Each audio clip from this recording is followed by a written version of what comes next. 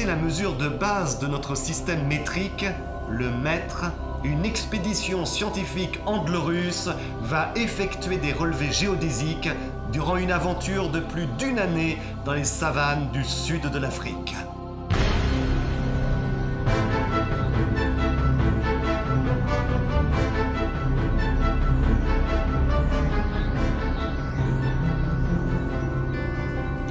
Le 27 février 1854, deux hommes causent en observant les eaux du fleuve Orange. Nous sommes dans ce qui correspond aujourd'hui à la partie ouest de l'Afrique du Sud. L'un de ces hommes est Mokoum, un Africain bushman, et l'autre William Emery, un jeune astronome anglais de 25 ans de l'Observatoire du Cap. Ils ont rendez-vous avec une commission scientifique anglo-russe. Celle-ci doit remonter le long du fleuve Orange, puis longer le 24e méridien à travers le désert du Kalahari jusqu'aux chutes du Zambèze, afin de mesurer un arc de méridien et avec pour objectif d'assigner au mètre une valeur rigoureuse. L'unité du mètre, dont on sait qu'elle est la 10 millionième partie d'un quart de méridien terrestre, avait été établie par les Français dans le cadre de la Révolution française. Les gouvernements anglais et russes, souhaitant adopter eux aussi le système métrique, ce qui est ici pure fiction, décident d'envoyer une expédition scientifique afin de préciser la valeur de cette unité. Nous avons alors droit, grâce à Jules Verne, à un véritable cours sur la mesure du méridien et les opérations géodésiques. Durant des mois, leur travail va consister à faire ce que l'on appelle de la triangulation, en mesurant, sur près de 700 km, des séries d'angles qui permettront ainsi de déterminer la longueur exacte du méridien parcouru. Le guide, le bushman Mokoum, est plus qu'étonné de voir ces Européens faire un tel voyage. Tout cela pour mesurer la Terre. Le colonel Everest voulut pourtant lui expliquer ce dont il s'agissait, avec l'aplomb d'un savant auquel toute cette langue scientifique est familière. Le colonel parla au bushman: triangle, angle adjacent, base, mesure de méridienne, distance zénitale. Le bushman le laissa dire pendant quelques instants, puis l'interrompant dans un mouvement d'impatience. « Colonel !» lui dit-il. « Je n'entends rien à vos angles, à vos bases, à vos méridiennes. Je ne comprends même en aucune façon ce que vous allez faire dans le désert africain. Après tout, cela vous regarde. Qu'est-ce que vous me demandez? Une belle et vaste plaine, bien droite, bien régulière? Eh bien, on va vous chercher cela.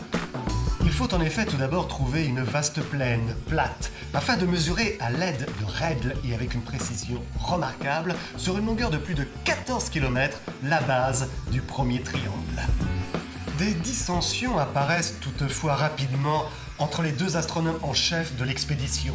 Des disputes qui dépassent bien souvent le domaine de la science et qui sont plutôt liées à des questions d'amour-propre, de nationalité. Le responsable anglais est le colonel Everest. Il s'agit ici de la part de Jules Verne d'un hommage au savant George Everest, un géographe britannique qui réalisa un important travail aux Indes et dont le nom fut donné à la plus haute montagne du monde 5 années avant l'écriture de ce roman. L'astronome en chef russe, Mathieu Strux, fait lui de toute évidence référence au célèbre astronome de l'époque, William Struve, le fondateur et directeur de l'observatoire russe de Pulkovo. Un deuxième astronome russe, Nicolas Palander, est un savant incroyablement distrait. Constamment absorbé dans les plus profondes abstractions des hautes mathématiques, il s'écartera plus d'une fois de la caravane au grand désespoir de Mokoum. C'est ce qui arriva un jour. Ses compagnons le cherchent partout lorsque soudain, ils l'aperçoivent à l'extrémité d'une sorte de presqu'île, assis sur une souche, immobile, un crayon à la main, un carnet placé sur ses genoux. Ses compagnons ne purent retenir un cri. Le savant russe était guetté à 20 pas au plus par une bande de crocodiles, la tête hors de l'eau, dont il ne soupçonnait même pas la présence. Du coup d'œil, du sang-froid, où il est perdu, murmura le bushman en armant sa carabine. Il fit feu. 2 des monstres culbutèrent dans l'eau, et le reste de la bande disparut en un instant sur la surface du lac. Au bruit des armes à feu, Nicolas Palander avait enfin relevé la tête, il reconnut ses compagnons et courant vers eux en agitant son carnet. « J'ai trouvé! J'ai trouvé !» s'écriait-il. « Et qu'avez-vous trouvé, monsieur Palander ?» lui demanda-t-on. « Une erreur de décimale dans le 103e logarithme de la table de James Wolston. » À vrai dire, dans cette histoire, les deux personnages les plus sympathiques, avec le Bushman, sont les plus jeunes astronomes. L'anglais William Emery, que nous avons déjà présenté, et le russe Michel Zorn. Michel Zorn, par son âge, son tempérament enthousiaste, sa bonne humeur, se rapprochait de William Emery. Ils devaient être deux amis, les mêmes goûts, les mêmes aspirations les réunirent. Le plus souvent, ils causaient ensemble. Pendant ce temps, le colonel Everest et Mathieu Strux s'observaient froidement. Palander extrayait mentalement des racines cubiques sans remarquer les sites enchanteurs de l'Afrique. Quant au 6e astronome, l'anglais Sir John Murray, il se lia particulièrement avec Mokoum. L'astronome John Murray trouva en effet dans cette expédition l'occasion d'exercer sa passion de la chasse. Ses yeux s'enflammaient quand Mokoum lui montrait sous bois quelques ruminants sauvages ou l'entraînait dans une chasse folle contre un éléphant ou contre des lions. Et il trouvait, je le cite, adorable cette manière de conduire ce travail astronomique. Pendant que son œil était fixé à l'oculaire des lunettes, sa main tenait sa carabine et il fit plus d'une fois le coup de feu entre deux observations astronomiques. Autant dire que lorsqu'il lui était malgré tout nécessaire d'aller se reposer dans sa roulotte, Sir John, épuisé par tant d'émotions, ne tardait pas à trouver le sommeil. Après moultes aventures, et malgré de nombreuses tensions entre le colonel Everest et l'astronome russe Strux, les astronomes, avec toute leur équipe, arrivent à Kolonbeng, le 22 août. Il ne s'agit que d'une bourgade où sont établis des missionnaires, et là, nos héros vont enfin, après des mois de voyage, avoir des nouvelles de l'Europe. La lecture d'un journal, vieux de plusieurs mois, leur apprend alors que la guerre a été déclarée entre la Russie et l'Angleterre, alliées à la France. Cette annonce produisit l'effet d'un coup de foudre, et l'impression fut violente chez ces Anglais et ces Russes qui possèdent à un degré rare le sentiment de la nationalité. Ils s'étaient levés subitement. Ce n'étaient plus des compagnons, des collègues, des savants unis pour l'accomplissement d'une œuvre scientifique. C'étaient des ennemis qui déjà se mesuraient du regard, tant ces duels, de nation à nation, ont d'influence sur le cœur des hommes. Un mouvement instinctif avait éloigné ces Européens les uns des autres. Seuls, William Emery et Michel Zorn se regardaient encore avec tristesse, regrettant de n'avoir pu se donner une dernière poignée de main. Au moment même où Jules Verne est en train d'écrire cette aventure, nous sommes alors précisément en pleine guerre de 1870. Paris est assiégé et Jules Verne est réfugié au Crotoy dans la baie de Somme. La guerre, les antagonismes entre les peuples sont ainsi les thèmes de ce roman qu'il traite d'une manière originale en nous projetant dans le contexte de la guerre de Crimée de 1854. L'annonce de la déclaration de guerre bouleverse la suite de l'expédition et il est décidé de la séparer en deux. Parallèlement, avec un écart d'une centaine de kilomètres, chaque groupe va désormais continuer séparément la mesure d'une méridienne distincte. Durant près de 5 mois, nous suivons le périple du groupe anglais.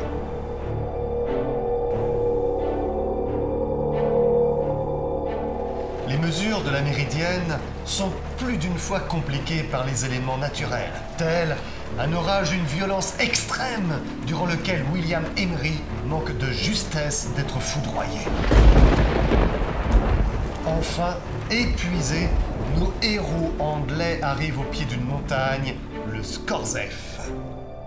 Quelle n'est pas leur surprise d'entendre des coups de feu. Une multitude d'indigènes, armés de lances et de flèches, attaquent en effet un petit groupe réfugié au sommet de la montagne. N'écoutant que leur courage, les Anglais se précipitent au secours de ceux qui ne peuvent être que les Russes.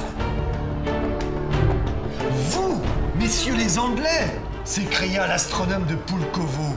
« Nous-mêmes, messieurs les Russes !» répondit le colonel d'une voix grave. « Mais ici, il n'y a plus ni Russes ni Anglais, il n'y a que des Européens unis pour se défendre. » Il Ils sont désormais assiégés sur cette montagne sur laquelle ils doivent réaliser une dernière série de mesures géodésiques.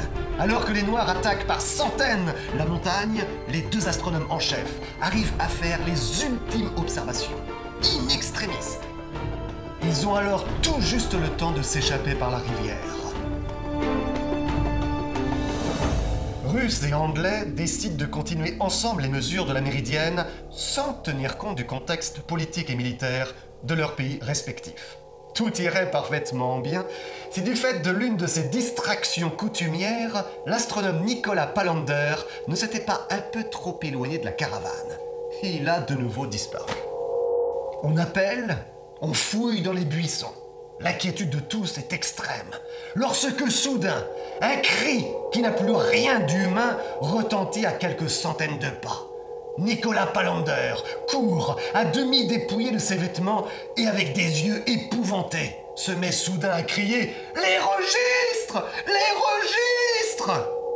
À ces mots, les astronomes frissonnèrent. Les registres, sur lesquels étaient inscrites toutes les mesures faites depuis plus d'une année, auraient donc disparu. Ils ont été volés. Mais par qui donc, alors? S'écria Mathieu Strux, excédé par la distraction de son compatriote.